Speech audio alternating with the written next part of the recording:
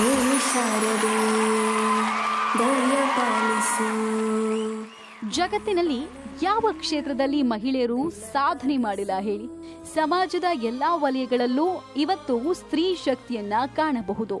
ಸವಾಲುಗಳನ್ನ ಮೆಟ್ಟಿ ನಿಂತು ಇತರರಿಗೂ ಮಾದರಿಯಾಗಿ ಸಾರ್ಥಕ ಜೀವನ ಸಾಗಿಸ್ತಾ ಇರುವ ಅದೆಷ್ಟೋ ಮಹಿಳೆಯರು ನಮ್ಮೆದುರಿದ್ದಾರೆ. ಇಂತಹ ಸಾಧಕಿಯರ ಸಾಲಿಗೆ ಸೇರ್ತಾರೆ ಡಾಕ್ಟರ್ ನಫೀಸಾ ಅಹ್ಮದ್.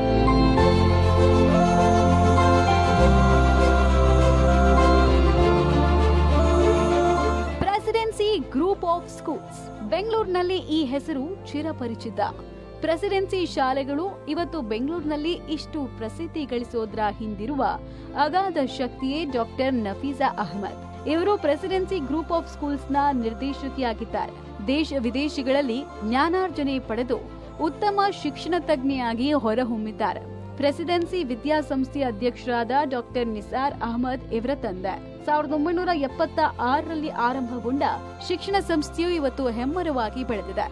ವಿದ್ಯಾರ್ಜನೆಯ ಪರಂಪರೆಯನ್ನ ಡಾಕ್ಟರ್ ನಫೀಸಾ ಅಹ್ಮದ್ ಅವರು ಯಶಸ್ವಿಯಾಗಿ ಮುನ್ನಡೆಸುತ್ತಿದ್ದಾರೆ. ಅವರು ಶಿಕ್ಷಣ ತಜ್ಞೆಯೂ ಹೌದು, ಅತ್ಯುತ್ತಮ ವಾಗ್ಮಿಯೂ ಹೌದು, ಸ್ಫೂರ್ತಿದಾಯಕ ವ್ಯಕ್ತಿತ್ವವೂ ಹೌದು. ಇವರ ಸಾರಥ್ಯದಲ್ಲಿ ಪ್ರೆಸಿಡೆನ್ಸಿ ಶಾಲೆಯು ಮುಗಿಲೆತ್ತರಕ್ಕೆ ಸಾಗ್ತಾ ಇದೆ. ಇಂಥ ಅಪರೂಪದ ಸಾಧಕಿಗೆ ನಾರಿ ನಾರಾಯಣಿ ಪ್ರಶಸ್ತಿ ನೀಡಿ ಗೌರವಿಸೋಕೆ ಪಬ್ಲಿಕ್ ಟಿವಿ ಹರ್ಷಿಸುತ್ತೆ.